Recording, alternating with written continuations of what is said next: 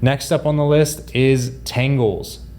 Tangles are what happens when the hair in your hair system wind up kind of crossing together and forming knots, right?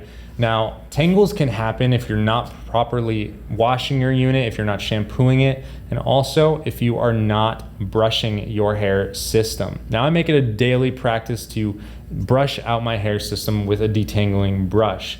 This helps me make sure that my hair system is healthy and that there is not much for tangles inside of it at any given time. Now, tangles is a subset of a larger issue with the hair system, which is hair loss. If you lose a lot of hair from your hair system, it can eventually become unusable. You can find pictures out on the internet showing that hair systems may lose patches of hair, or it really can become spotty.